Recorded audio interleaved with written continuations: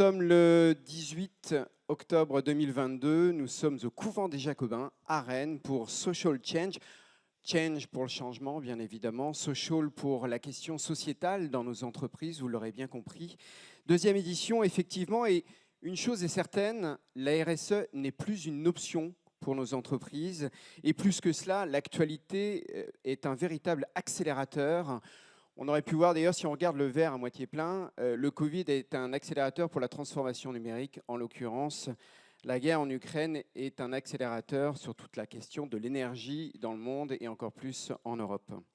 Accélérateur, on aura l'occasion d'aborder tout un tas de sujets sur cette deuxième édition et comme nous le voyons bien, tous ces sujets se sont imposés à nous. Mais avant tout, j'aimerais vous présenter Arnaud Valgy, qui est le président et directeur de la publication des éditions API. Alors Arnaud, l'information économique, la RSE pour API, ça fait déjà bien des années. Oui, ça fait des années effectivement qu'on est un petit peu en pointe sur cette thématique-là. D'abord, bonjour à toutes et à tous. Je suis ravi de voir que vous avez pu aujourd'hui venir, malgré un contexte un peu particulier. On annonçait du brouillard, bon, je n'en ai pas tellement vu à Rennes en arrivant. La grève générale qui s'annonce aussi, et puis la pénurie de carburant. Mais vous êtes là pour assister à tous ces débats sur la RSE tout au long de la journée, donc c'est vraiment très chouette. Oui, je suis Arnaud Vadjik, donc directeur de la publication de l'agence API. C'est un média, je ne sais pas si vous connaissez API, c'est un média qui propose chaque jour à 4000 destinataires un fil avec une vingtaine d'infos sur l'activité des entreprises. Chaque semaine, il propose aussi une lettre papier le vendredi et puis quelques ouvrages que vous aurez l'occasion de découvrir ici, puisqu'on en a apporté quelques-uns pour vous les présenter. Mais API, c'est aussi effectivement un média B2B qui vous aide à détecter du réseau, à vous informer rapidement et de manière précise et qui organise des événements comme celui-ci, Social Change, depuis 2018, c'est ça, Stéphane ? Exactement. Qui est fier de proposer aujourd'hui un programme dense et riche autour de la responsabilité sociétale des entreprises. On y parlera d'entreprises contributives cet après-midi, Exact, avec Fabrice Bonifay, qui préside le C3D, le Collège des directeurs du développement durable. Mais pas seulement, vous verrez le programme tout à l'heure, il est passionnant. Sans doute qu'à travers les informations et les interventions des uns et des autres, on parlera aussi des jeunes et de leur place dans l'entreprise. Vous le savez, la quête de sens est plus que jamais essentielle à leurs yeux. Et notre rédaction publie d'ailleurs ce matin un entretien de Sarah El Haïry, secrétaire d'État à la jeunesse, qui nous dit que la RSE, ce n'est même plus suffisant aujourd'hui, il faut aller encore plus loin. Le grand défi de demain, dit-elle, c'est de permettre aux jeunes de participer à la transformation sociétale de l'entreprise en étant finalement acteurs du changement, au cœur du process, ce qui permettra à l'avenir aux entreprises de se développer tout en restant attractives avec des jeunes qui deviendront aussi les ambassadeurs de leur société. C'est à notre avis, à notre sens, le grand défi qui attend demain le monde de l'entreprise, auquel il va falloir se préparer. Voilà, donc je vous invite donc à lire cet entretien. On a des rencontres qui sont prévues aussi avec des journalistes de la rédaction d'API tout au long de la journée. Vous venez me voir et puis on peut échanger autour d'un café et puis discuter de la manière dont travaillent les journalistes de la rédaction. Ça sera très simplement dans une salle juste à côté d'ici. Et puis je vous laisse pour le programme et puis la suite de la journée. Voilà, je vous souhaite une très bonne journée en tout cas. Alors effectivement, merci, je vous en prie.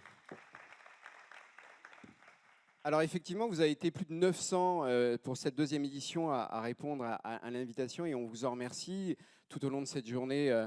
Effectivement, un programme très riche, mais je voudrais appeler tout de suite. Alors, c'est vrai que cette journée se ferait pas sans nos partenaires, donc je voulais faire un clin d'œil à nos partenaires de cette édition 2022. Je ne vais pas tous les citer, vous les avez devant vous, mais je voudrais appeler le premier de ces partenaires, bien évidemment, et en l'occurrence son représentant, à savoir Sébastien Séméril, vice-président en charge de l'économie et de l'emploi de Rennes Métropole.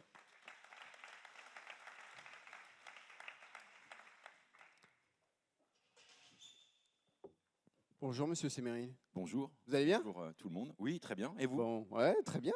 On est ravis pour cette deuxième édition. C'est plutôt bien. Alors, deuxième édition, effectivement, comme je le disais, avec lesquelles vous nous accompagnez systématiquement dans l'organisation, dans la structuration de cette édition. Et c'est important pour vous. Et au-delà de ça, ce que je voulais dire, c'est qu'en tant que vice-président à l'économie et en charge également au niveau de l'emploi, vous voyez des entreprises continuellement. Est-ce que vous avez vu une véritable accélération sur cette transformation vers la RSE pour nos entreprises? Oui, on se le disait déjà l'année dernière, Ouais. à la première édition. Je crois que la crise sanitaire du Covid a accéléré véritablement un certain nombre de mutations dans nos sociétés, mais aussi dans nos entreprises. L'édition précédente, nous avons beaucoup parlé du S de RSE. Et je pense, sans faire trop de teasing, que nous allons parler aussi un peu du E à cette édition. Parce qu'effectivement, après cette crise sanitaire, nous avons une crise terrible en Ukraine qui amène des conséquences terribles sur nos budgets, collectivités, mais aussi entreprises, notamment en matière énergétique. Et ça interroge aussi véritablement la question du sens, des valeurs. Et on voit bien que finalement, tout se relie parce que les collaborateurs cherchent du sens dans leur vie, mais aussi dans leur entreprise, dans leur engagement professionnel, cherchent des valeurs.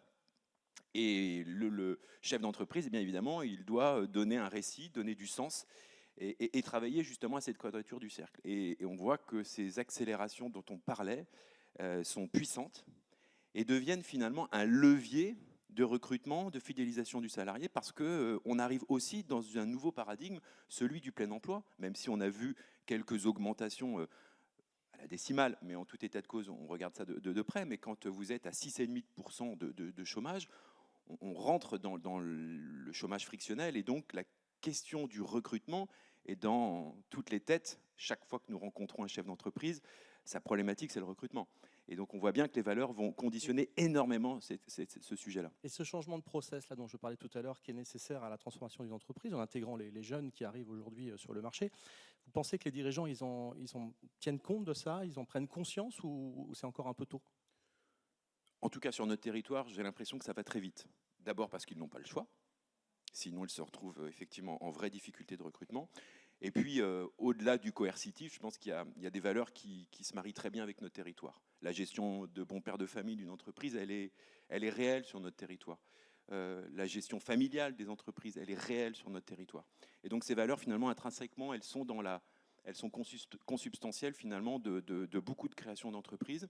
Donc, il faut accélérer dans ce domaine, mais on ne part pas de zéro. Et c'est peut-être aussi un intérêt pour notre territoire, parce que finalement, en ayant pris conscience très vite de ces sujets-là, en les acculturant collectivement à travers Social Change, eh bien évidemment, on va prendre de l'avance, parce que ma conviction, c'est que ce ne sont pas des freins à l'économie, mais au contraire, ces transitions sont de véritables accélérateurs à business, parce que demain, là aussi, on a parlé des salariés, on a parlé des valeurs, on voit aussi arriver la question des valeurs dans la consommation, et on verra que, y compris sur le B2B, vous aurez ces questions, ce sens qui sera posé à travers les commandes. Alors, on voit qu'il y a une accélération côté entreprise, vous venez de l'évoquer. Côté de la métropole, quels sont les deux axes majeurs qui ont été mis en place ou qui sont portés en matière de RSE? Précisément, notre boulot sur un territoire aussi dynamique qu'est le nôtre, c'est d'être le plus proche des chefs d'entreprise et de leurs besoins, et donc d'accompagner aussi ces mutations. Parce qu'on voit bien que finalement, pendant très longtemps, on a plutôt accompagné l'aide à l'investissement et à la création d'emplois, parce que c'était un sujet majeur quand on avait plus de 10% de chômage. Et vous connaissez ce territoire avec toute l'innovation sociale que nous avons fait. Un exemple, les clauses d'insertion sociale dans nos marchés publics, obliger les entreprises à travailler l'insertion à travers des commandes publiques comme par exemple la ligne B du métro qui enfin est ouverte. Bon, 1,3 milliard d'euros d'investissement. Quand vous mettez des clauses d'insertion sociale, et bien évidemment, c'est des millions d'heures qui sont offertes au territoire et notamment aux personnes les plus éloignées de l'emploi. Ça, c'est peut-être hier. Demain, ce sera sans doute des aides à l'investissement autour des transitions, autour justement des valeurs de RSE, parce qu'on voit bien que certaines entreprises, certains secteurs, certaines branches vont avoir besoin d'un coup de main. Je vais vous donner un exemple puisqu'on est au couvent des Jacobins, donc l'outil majeur de la métropole pour développer à la fois ses rencontres professionnelles et de sociétés savantes, mais aussi développer la stratégie touristique. Je salue sa directrice qui doit être là, mais on ne voit pas tout le monde. Angéline Duret, voilà, je la vois. La question, par exemple, de la destination verte en matière touristique, ça c'est très intéressant.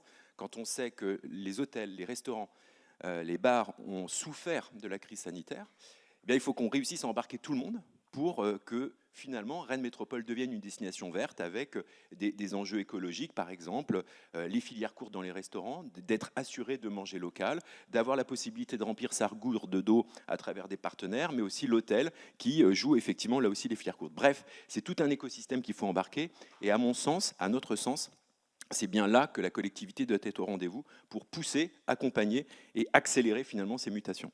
Alors merci pour le fil conducteur, parce qu'effectivement, comment embarquer son entreprise quand on est dirigeant ou comment embarquer quand on est salarié son comité de direction, ça sera l'un des tutoriels de la journée. Une dernière question, Sébastien Séméril, dans ces entreprises que vous visitez quotidiennement, est-ce qu'il y a un exemple là qui vous a marqué d'engagement d'entreprise avec ses salariés? Il y en a plein, mais je vais vous en donner un parce que pour moi, il m'a profondément surpris. Il paraît simple et en même temps, il est redoutablement efficace. Et en plus, culturellement, c'est intéressant parce que vous apprenez des nouveaux mots. C'est le relamping.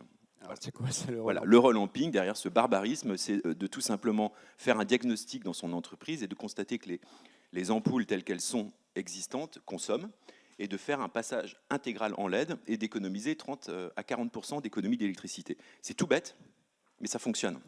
Et alors, ça nécessite un petit billet d'investissement, évidemment. Mais alors, quand on voit nos factures énergie multipliées par 4 ou 5 en ce moment, vous voyez bien que ces questions-là deviennent véritablement importantes. Donc, sobriété, investissement sur l'avenir pour justement faire en sorte que son entreprise épouse ces transitions. C'est tout l'enjeu finalement du quotidien d'un chef d'entreprise, gérer le quotidien et puis se projeter dans l'avenir. C'est vrai qu'on a des sujets financiers. Et donc, si la métropole, à un moment donné, en tant que collectivité locale, puissance publique, peut accompagner et créer le coup de pouce, eh bien, on aura, je pense, réussi notre job et de faire en sorte que justement ce territoire se développe le plus harmonieux possible. Et comme c'est la dernière question, je voulais sincèrement vous remercier parce qu'on a besoin de moments comme celui que vous avez initié. Pourquoi ? Les entreprises ont besoin d'abord de se retrouver, de se rassurer. C'est fait pour ça. Ou de s'inquiéter, moi je pense plutôt de se rassurer. S'inquiéter ensemble. Ou de s'inquiéter ensemble, et surtout C'est d'appréhender ces sujets qui peuvent être parfois complexes, et quand on est seul dans son entreprise, parfois on peut avoir du mal à serrer les priorités. Et je crois que c'est vraiment important, on le savait les années passées, mais là ça prend une acuité incroyable, et il suffit de voir l'Assemblée, le nombre d'inscrits que vous m'indiquiez avant qu'on arrive dans cette salle, pour voir la pertinence du bon moment de cet événement. Donc merci aux équipes d'API, merci à vous, parce que c'est vraiment très utile pour notre territoire de vous avoir. Merci. Sébastien Séméril. Restez à mes côtés, on va descendre ensemble. Encore merci pour le filage, parce que effectivement, je vois ça. Sur la programmation, elle est riche, vous l'avez. N'hésitez pas, il y a plein de lettres spéciales API Ouest France Entreprise ou à l'intérieur, en centrale, vous avez le programme avec vous. Vous pouvez également prendre une photo, il y a des panneaux juste à la sortie du carré. Donc, des témoignages de Net Plus qui vont venir nous succéder, Net Plus, Thiriot Peinture ou encore l'AE Global Logistique. C'est vraiment l'ADN de Social Change, ces témoignages d'entrepreneurs, comment j'ai fait, à quoi j'ai été confronté et où j'en suis, quels bénéfices je peux en tirer maintenant. Car oui, la RSE est une source de performance pour les entreprises. 2 tables rondes, l'une sur la sobriété énergétique, on l'a évoqué à l'instant sans conteste, et puis une autre qui est sur les circuits courts et comment manger mieux. C'est vrai pour les collectivités, c'est vrai également pour les entreprises. Une plénière que vous attendez tous à 14h, toutes et tous à 14h, avec Fabrice Bonifay, le président du C3D, tu le disais Arnaud, et également le directeur du développement durable pour le groupe Bouygues. Et puis, de manière très pragmatique, c'est là où était le fil conducteur. Effectivement, Social Change, c'est tout sauf du dogmatisme, ce n'est que du pragmatisme et de l'échange. En l'occurrence, des tutoriels, comment j'embarque, ou encore des cas d'école. Et sur ces tutoriels et ces cas d'école, une programmation qui est très dense sur toute la journée. N'hésitez pas, c'est fait pour vous apporter à la fois dans vos réflexions, des apports, mais aussi des réponses à ces réflexions. Voilà, je vais passer et céder mon micro à Aurélie Basse. C'est vrai qu'on ne voit pas grand-chose. Elle est là, je la vois. Aurélie Basse et ses invités, à savoir M. Bruno Cordray de la société Net Plus et Julien Jarnic de la société Déclic. Et vous pouvez les applaudir.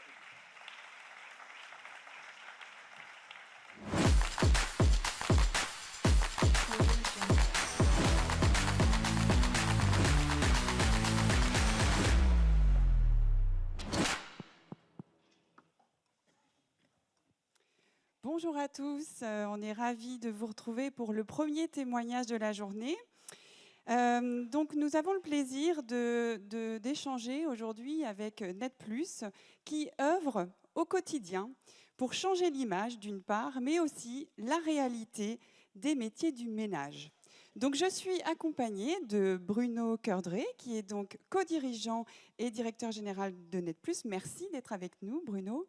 Et aussi de Julien Jarny, qui est donc consultant formateur chez l'agence Déclic, que tout le monde connaît, n'est-ce pas, une agence rennaise qui accompagne les entreprises en RSE, mais aussi les collectivités et les acteurs du territoire. Alors, pendant ce premier témoignage, si vous avez des questions, vous pouvez envoyer un SMS au numéro qui s'affiche.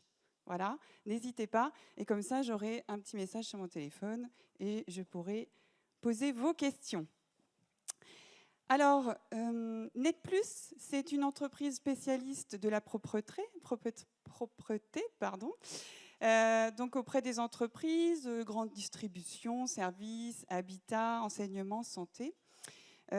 Aujourd'hui, c'est donc 3900 salariés, une grande entreprise, avec 32 agences réparties sur tout l'Hexagone. Vous êtes basé à Cesson, Bruno, et vous êtes du coup un acteur national de premier plan, puisque 24e sur 13 000 entreprises en volume d'activité, et vous affichez une croissance de 15%, avec au total 70 millions de chiffre d'affaires. Ce qui est intéressant chez Net+, et qui fait votre différence, et qui fait que vous êtes là avec nous aujourd'hui, c'est que non seulement vous avez une ambition économique, mais aussi une très forte politique sociale. Vous êtes engagé depuis longtemps sur la qualité de vie au travail, vous favorisez le bien-être, les formations, l'épanouissement des salariés, etc. On a tout de suite envie de vous demander, Bruno, qu'est-ce qui vous a poussé au démarrage de l'entreprise, dès la création, à avoir une dynamique RSE? Est-ce qu'il y a eu un élément déclencheur? Est-ce qu'il y a un constat particulier? Alors déjà, bonjour à tous. Alors je vais commencer par faire un petit retour en arrière, début des années 90, l'époque où je rencontre le fondateur de Net+, et je décide de développer l'entreprise avec lui. Alors pendant à peu près les 5 premières années, je vais cumuler activités de prospection commerciale et missions de nettoyage. C'est-à-dire je faisais moi-même le nettoyage dans les entreprises. On n'avait pas à l'époque les moyens de se rémunérer, sauf par la production. L'entreprise était toute petite. Donc le terrain, je connais. Nettoyer des bureaux, des sanitaires, sortir des poubelles. Je l'ai fait pendant plus de 5 ans. J'ai expérimenté la solitude, les horaires décalés, le manque de reconnaissance, voire la honte, la peur d'être vu. Je dirais même jusqu'à l'humiliation. J'ai vu parfois sur des... J'ai un exemple sur une copropriété, quelqu'un qui me regarde et qui jette son mouchoir à mes pieds et qui me demande de le ramasser. Donc ça, je l'ai vécu. Tout cela, je l'ai vécu et j'ai souhaité, dès que j'ai pu, améliorer les conditions de travail, revaloriser l'image de notre secteur. C'est d'ailleurs pour cette raison que je me suis très impliqué dans la Fédération des entreprises de propreté. Et donc, je me suis rapidement posé la question, en fait, comment faire pour que nos salariés, peu reconnus, peu valorisés socialement, soient heureux et fiers de travailler chez Net+.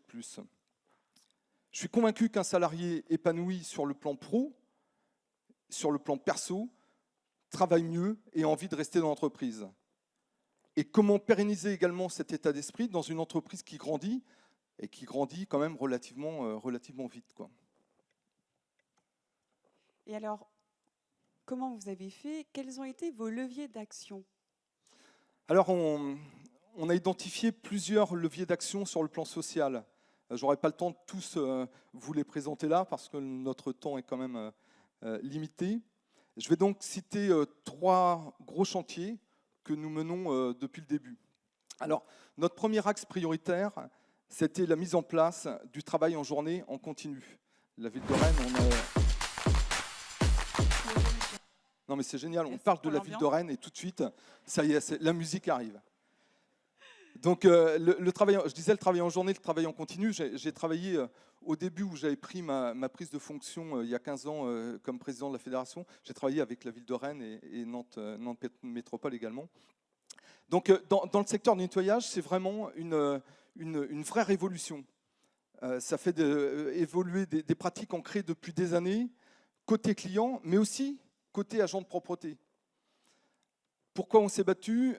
Parce que ça influe énormément sur le bien-être de nos salariés, de nos agents. Le travail en continu, en journée, leur donne accès au transport en commun. Ça signifie évidemment un moindre coût de déplacement et l'impact carbone et aussi. Ça leur permet de mieux concilier, et ça c'est extrêmement important, vie sociale, familiale et professionnelle. C'est une source d'économie d'énergie pour nos clients, avec des bureaux évidemment éteints plus longtemps. Des vraies répercussions positives d'un point de vue environnemental, comme sur le bien-être des salariés. Ce changement a aussi une incidence sur la perception et l'image de nos métiers. On veut que nos salariés ne soient plus des hommes et des femmes de l'ombre, qu'ils soient vus. Ça implique un gros travail de pédagogie et de valorisation de nos métiers, auprès de nos clients évidemment, mais surtout aussi auprès de nos salariés. Pas mal d'agents sont très pudiques et n'ont pas forcément envie d'être vus en train de sortir des poubelles ou en train de faire du ménage. Donc pour qu'ils soient fiers de leur métier, il faut changer le regard des clients, mais aussi le regard que nos agents ont sur leur métier. Comment? En les accompagnant, en les valorisant, en les reconnaissant, en les formant et en leur donnant des perspectives d'évolution. Au quotidien, c'est tout simplement aller les voir sur leur site, leur dire quand leur travail est bien fait, quand leur travail est mal fait. C'est une façon de reconnaître et de prendre en considération leur travail. Leur donner des perspectives d'évolution en interne, c'est évidemment important, ça leur donne une vision à long terme, ça leur donne envie de progresser. L'avantage de notre métier, et ça on l'expérimente depuis le début, c'est qu'on peut démarrer agent de propreté et finir directeur d'agence. J'ai plein d'exemples. J'ai ma directrice de Toulon qui est directrice d'agence aujourd'hui et qui a démarré en apprentissage. J'ai ma directrice de Nice qui a démarré comme assistante. Mon directeur de Rennes, qui est la plus grosse agence de l'entreprise, qui a démarré agent de propreté, qui est directeur d'agence et que j'ai même nommé début de semaine directeur régional. Donc on propose un large éventail de formations, des certificats de qualification professionnelle, donc là c'est vraiment pour l'évolution pro. Des MCCP, alors ça c'est vraiment quelque chose auquel je tiens particulièrement, c'est la maîtrise des compétences clés pour apprendre à lire et à écrire. Beaucoup de nos salariés ne savent pas forcément très bien lire ou très bien écrire, voire pas du tout. Et on vient de signer une convention, Agir ensemble contre l'illettrisme, en partenariat avec AG2R, l'association Bleu Blanc Zèbre, et nous sommes entreprise ambassadrice. Et ça, j'en suis vraiment super fier. Des formations aux gestes et postures, évidemment, pour éviter de se faire mal en travaillant, et des formations techniques. Alors, cet ensemble de formations, c'est un moyen de leur apporter une forme de reconnaissance et de les faire sortir aussi d'un isolement, parce que très souvent, nos salariés sont seuls sur site, et je dis souvent que les formations, ça leur apporte évidemment un apport technique, mais aussi un apport en termes d'échange. Et du coup, un sentiment d'appartenance à une entreprise et une fierté d'être dans cette entreprise. Quand on a préparé, qu'on a échangé un peu, j'étais vraiment surprise, moi, parce que je pensais que ça faisait longtemps que les personnes de ménage travaillaient en journée. Et en fait, pas du tout. Donc, moi, je vous invite à vous interroger dans vos entreprises, de savoir si vous voyez des personnes de ménage. Si vous n'en voyez pas la journée, ça veut dire qu'il y a peut-être quelque chose à faire. Vous savez, juste, parce qu'on est là aussi pour improviser, échanger, j'ai commencé à parler du travail en journée, ça fait à peu près une quinzaine d'années, et je venais d'être nommé président de la Fédération des entreprises de propreté pour tout l'Ouest. Et premier AG, je parle du travail en journée. Je peux vous garantir qu'il y a 15 ans, on me prenait pour un fou. Mais vraiment. Hein. Et lors de l'AG, donc en face de moi, que des chefs d'entreprise de propreté, où tout le monde disait « Mais non, le travail en journée, c'est pas possible, nos clients n'accepteront jamais, nos salariés non plus. » Et je leur ai demandé « Mais comment vous faites dans vos entreprises ?» 90% des entreprises de propreté travaillaient déjà en journée, chez eux, dans leur bureau. Donc c'est possible. C'est possible et ça marche très bien. Et ça marche. Donc, vous nous avez parlé de sentiment d'appartenance, de fierté, d'image, donc c'est très important. Ça nous amène au troisième gros chantier engagé depuis de nombreuses années chez vous, hein, Bruno, c'est le mécénat. Est-ce que vous pouvez nous en dire quelques mots? Oui, on a de nombreux partenariats de mécénat, culturel, sportif, musical et même environnemental. Nous avons d'ailleurs créé une galerie d'art dans l'entreprise au milieu du siège à Rennes, il y a maintenant plus d'une dizaine d'années. Vous l'avez vu, non, vous n'êtes pas venu, c'est vrai. Avec 2 objectifs principaux. Communication externe, donner une image à notre secteur et à nos clients, une autre image à nos clients, nos partenaires. Et en communication interne, j'ai toujours pour habitude de dire que cette galerie est un outil de management. Nos agents passent par la galerie. Il était pour nous primordial que tout le monde puisse y avoir accès pour s'approprier le lieu, qui est aussi un lieu de rencontre et d'échange. D'ailleurs, qui est ouvert au public. Il y a combien? 900 personnes. Donc c'est ouvert de 9h à midi et de 14h à 17h. Donc je vous invite vraiment à venir découvrir cette galerie. C'est une vraie galerie d'art hein, qui fait 300 mètres carrés en plein milieu de l'entreprise. Et on change d'artiste à peu près tous les 3-4 mois. Alors c'est vraiment du pur mécénat. Hein. Les artistes peuvent vendre leurs œuvres et on ne prend aucune commission et aucun loyer également, quoi. On est partenaire également de nombreux clubs de rugby, de hand, volley, basket dans tout l'Hexagone. Ça renforce notre ancrage territorial. Et c'est aussi important de faire partie, de soutenir l'écosystème dans lequel évoluent nos salariés. Enfin, on est également présent dans la voile, sponsor du nouveau Classe 40, la Motte, module création, le Rire Médecin, qui va prendre le départ de la route du Rhum dans 15 jours, avec Luc Berry. Et ce type de partenariat, on le fait vivre en interne. J'ai des salariés qui sont allés le mois dernier sur le bateau pour naviguer.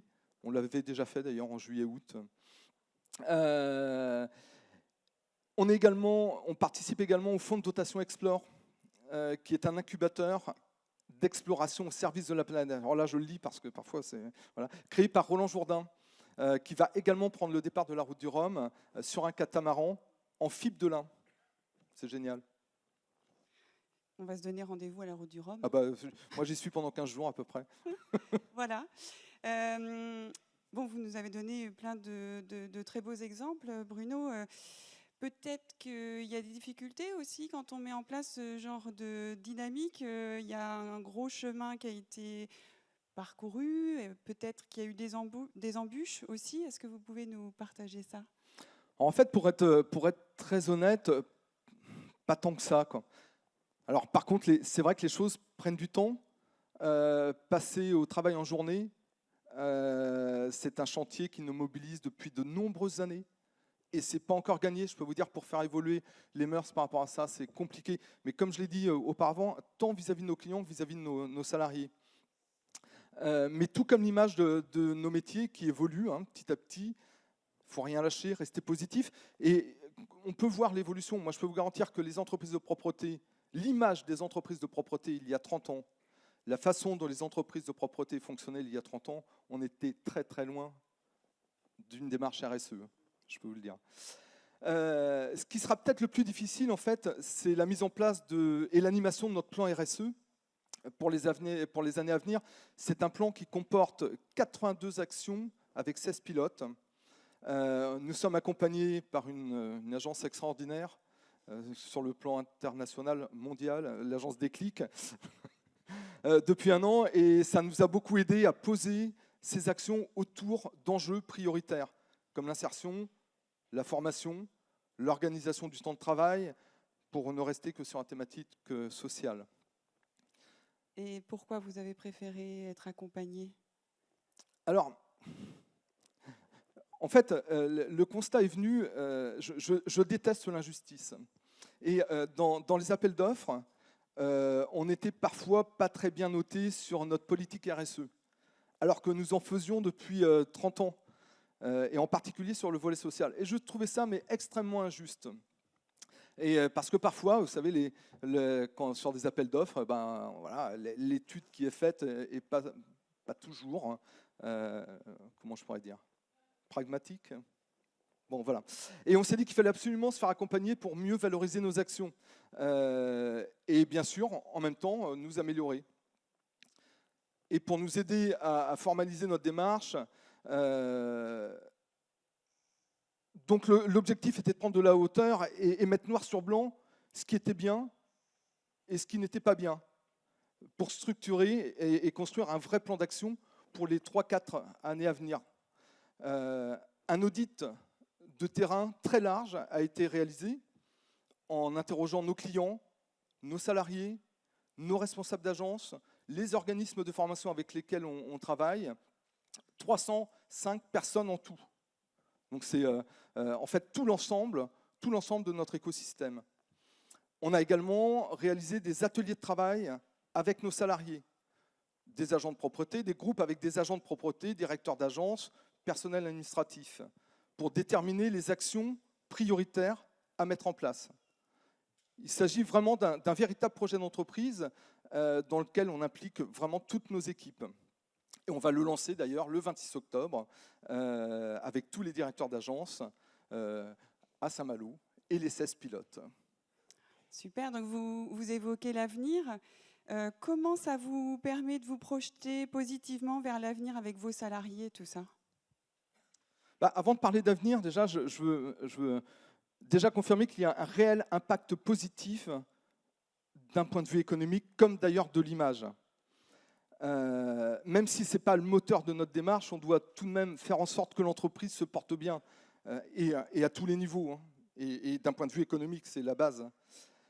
C'est le cas aujourd'hui parce que, mais vous l'avez dit tout à l'heure, Net+ est reconnu comme une entreprise ayant une forte politique sociale.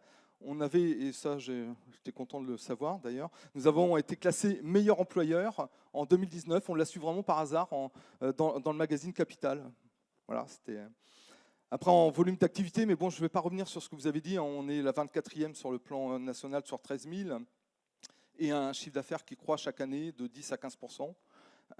Mais tous ces indicateurs découlent vraiment de notre ambition première, qui est le bien-être et la fierté de nos salariés. On a bien sûr beaucoup de progrès encore à faire, mais qui n'en a pas, et on y travaille chaque jour. Ce nouveau plan d'action va justement nous permettre de nous projeter vers l'avenir avec optimisme et détermination. Très bien, merci beaucoup. Alors, ça peut être intéressant d'avoir le regard de Julien maintenant. J'ai vu que tu avais pris plein de notes en plus. Toujours.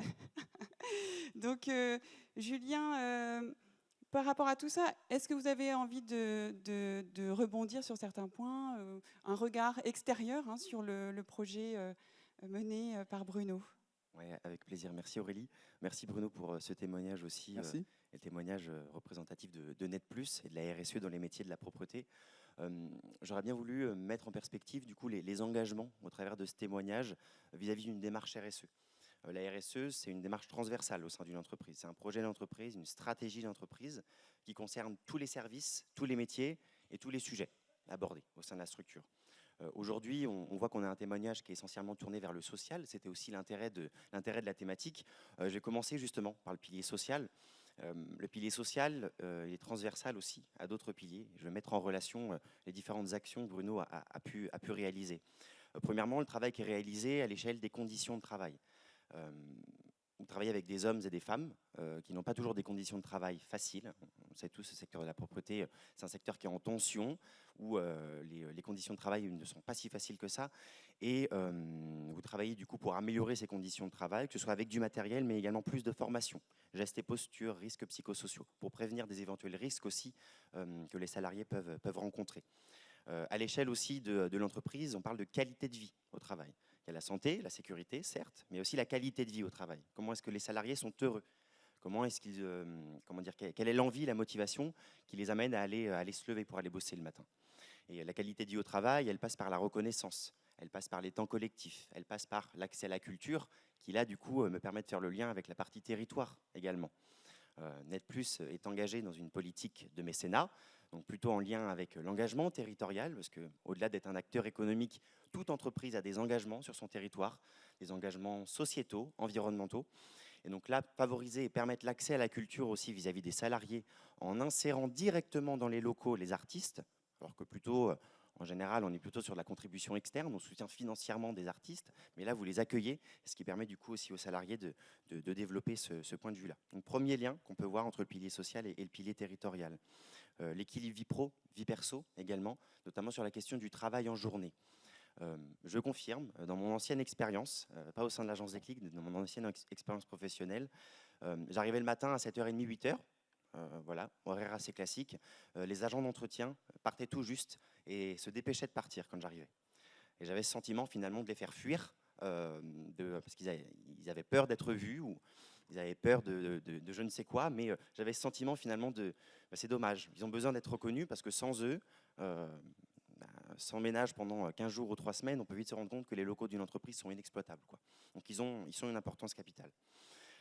Sur le pilier social, voilà, le travail en journée, évidemment, qui est aussi en lien avec l'accompagnement au changement. Vous avez précisé que certains salariés étaient pudiques, avaient peur d'être vus. Il faut accompagner les mentalités, l'évolution des pratiques. La conduite du changement fait partie de la RSE, évidemment, parce que qui dit RSE dit évolution en permanence, amélioration continue. Donc on a forcément des pratiques et des mentalités à faire évoluer sur le sujet. Voilà sur la partie sociale, donc des engagements assez forts qui sont, je dirais, nécessaires à l'échelle d'un secteur d'activité comme le vôtre, parce que vous travaillez avec des hommes et des femmes, ce ne sont pas des machines. Donc vos principales ressources sont vos salariés. Donc il est normal que vos principaux engagements aussi soient sur le pilier social. Des engagements également sur le pilier territoire, et je citerai aussi le pilier gouvernance, pour faire le lien avec les 5 piliers de la RSE. Le pilier gouvernance, pourquoi? Parce que dans la démarche participative que vous êtes en train de réaliser, avec l'agence Déclic, je le précise encore, avec l'agence Déclic, dans cette démarche de consultation, les salariés aussi sont intégrés dans les groupes de réflexion. Et ça, c'est une condition de réussite d'une démarche RSE. C'est l'implication de tout le personnel, quel qu'il soit, de toutes les strates hiérarchiques, de tous les métiers, les profils de l'entreprise, du plus opérationnel au plus stratégique, comme vous. Donc cette notion de gouvernance, ces instances de consultation sont très importantes aussi pour structurer sa démarche RSE, mais également pour l'animer dans la durée. C'est bien d'avoir un chargé de projet RSE ou une personne qui est en charge du sujet, mais c'est également mieux d'intégrer évidemment d'autres personnes pour avoir des retours d'expérience concrets sur les enjeux qu'ils peuvent vivre au quotidien. Un projet du coup porté aussi à l'échelle de l'entreprise, ce qui fait référence au pilier gouvernance et aussi au pilier économique, malgré tout, parce que vous avez terminé du coup ce témoignage en parlant de la performance économique aussi. C'est prouvé, les entreprises engagées en RSE sont plus performantes économiquement, ce qui me permet de faire le lien avec le pilier social.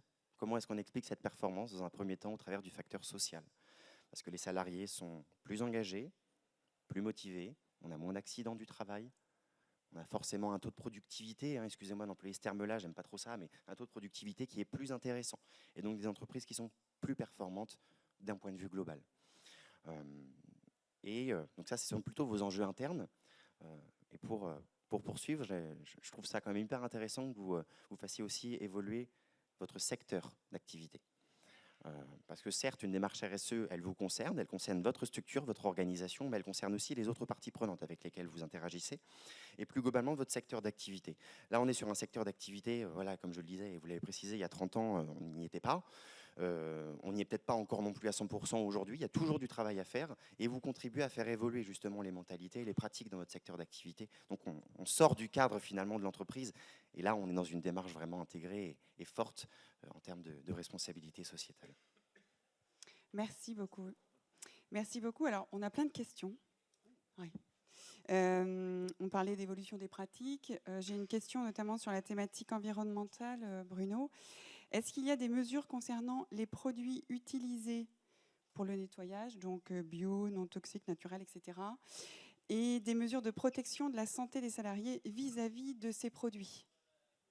Alors ça fait, je sais pas, peut-être plus de 10 ans qu'on n'utilise que des produits écolabellisés. Donc on est vraiment là-dessus très, j'ai envie de dire, pas à la pointe, parce qu'on peut toujours faire mieux, je le disais. Mais oui, ça c'est déjà ancré dans la plupart des entreprises de propreté aujourd'hui. Ouais. Alors ceux qui utilisent des produits chimiques ou moi j'en connais pas en tous les cas à ma connaissance. Ouais. Ok, merci beaucoup. Alors une autre question très intéressante et qui va intéresser beaucoup d'entre vous, je pense aussi. Comment Net Plus mesure l'accroissement de sa performance et quels KPI vous utilisez pour déployer cette performance, justement? La performance, en fait, mais, vous le disiez tout à l'heure, moi je suis convaincu depuis le début de l'entreprise que avec un bon climat social, avec une reconnaissance de nos agents, j'en parlais avec Sébastien tout de suite, on peut avoir une entreprise performante. On a une croissance tous les ans de 10-15%. Alors certes, on va certainement moins vite que d'autres entreprises, avec une politique sociale peut-être moins forte, mais en tous les cas, on évolue quand même et on s'en sort bien, la preuve, quoi. Et tout ça en ayant une politique sociale forte. Merci. De combien de temps disposent vos pilotes par mois pour développer les projets RSE? On en parlait aussi en introduction. C'est vrai que c'est beaucoup de temps pour mener une démarche RSE. Comment ça se passe chez vous? Alors bon, on en est au début. Et justement, alors, Sophie qui est là, qui est ma responsable de projet, qui pilote, qui est responsable de tous les pilotes du coup. C'est une vraie question. Aujourd'hui, on ne le sait pas. On ne le sait pas. On est au début de cette démarche, de ce plan d'action. Avec, je le disais, on a 16 pilotes, 82 actions. On ajustera le temps nécessaire. C'est d'ailleurs pour notre responsable de projet qui s'occupe de la com aussi chez nous, on ajustera. Et on embauchera. Là, on est en train de prendre quelqu'un en alternance pour nous aider. Mais voilà, aujourd'hui, je suis incapable de dire le temps que ça va prendre.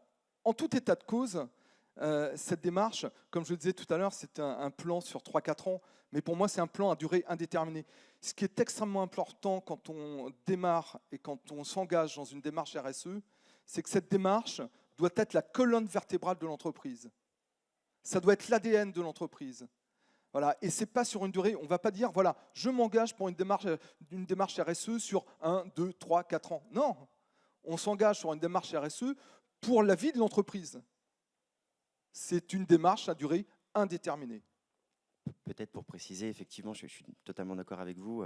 Il ne faut pas considérer la RSE comme une démarche à côté de l'entreprise. Nous, au sein de l'agence, on parle de stratégie responsable parfois. On utilise souvent ce terme-là parce que c'est agir de façon responsable dans le cadre de ses activités et dans les prises de décision que l'entreprise peut réaliser. Et surtout les piliers que vous avez pu citer et que j'ai pu commenter également. Oui. Oui, ça c'est effectivement... souvent, on a tendance à mettre la RSE au début un peu au côté de l'entreprise et puis dans un service, puis progressivement, on voit l'évolution des entreprises aussi. Où la position de la RSE devient de plus en plus centrale et puis ça devient la stratégie de l'entreprise. Est-ce que c'est comme ça que vous le vivez, vous, en interne? Ah oui, et puis c'est primordial. C'est d'ailleurs pour ça que moi, je me suis mis au comité de pilotage parce que déjà, il faut que la gouvernance, les dirigeants de l'entreprise en soient convaincus et c'est eux qui doivent amener cette démarche RSE. Si le dirigeant n'est pas convaincu de cette démarche RSE, on ne va pas aller très loin. C'est vraiment la priorité. Ouais. Je parlais des conditions de réussite tout à l'heure. L'implication des salariés, c'en est une des principales. Il y en a beaucoup.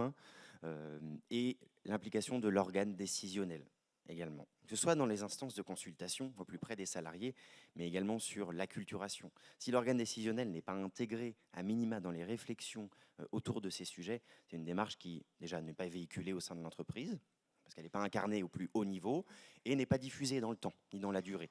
Et comme l'a précisé Bruno, c'est une démarche de long terme.